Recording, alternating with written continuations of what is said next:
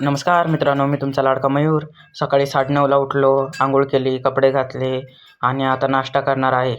Mummy कामात होती म्हणून मी चहा आणि पोहे घेतले आणि नाश्ता केला. आजपासून 2 दिवसाच्या क्लासची सुट्टी संपली. आता आपल्याला क्लासला जायचं आहे. मग आपली बॅग आवरूया आणि निघूया. मग मम्मीला म्हणलो की क्लासला चाललोय. मग मम्मी म्हणली की कधी येणार आहे? मी म्हणलो 4:45ला येणार आहे. मग मी पार्किंगमध्ये आलो आणि आपली ॲक्टिवा ओढून घेतली आणि निघालो.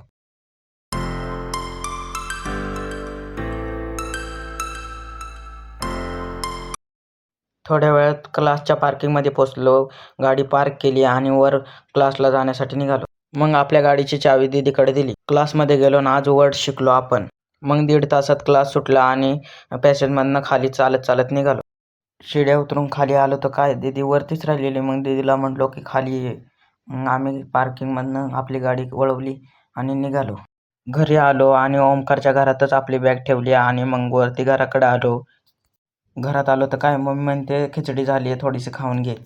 मी म्हणलो आता टाईम झाले, नको, आता संध्याकाळून आल्यावर खाईल. मग मम्मीने काय ऐकलं नाही, मग थोडी खाली. खिचडी खाली आणि तेवढ्यातच ओमकार आपल्या घरी आला बॅग घेऊन. मग आम्ही दोघं कॉलेजला जाण्यासाठी निघालो. तेवढ्यातच मम्मी म्हणली की दहीचा डब्बा घेऊन ये. मग जाता जाता बाहेरच्या दुकानात गेलो आणि दहीचा डब्बा घेतला आणि मम्मीला नेऊन दिला.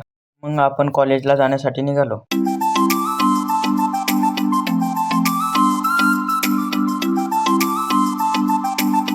4:45ला कॉलेज सुटलं आणि मित्रांसोबत घरी येण्यासाठी निघालो. तेवढ्यात मला मंचुरियन खावंसं वाटलं म्हणून मंचुरियनसुद्धा घेतलं.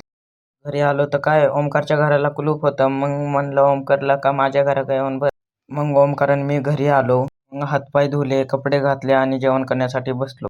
थोड्या वेळातच मम्मी म्हणली की नारळ सोलून दे, एवढा देवाला फोडायचा आहे. हा आपला आजचा दिवस. धन्यवाद मित्रांनो.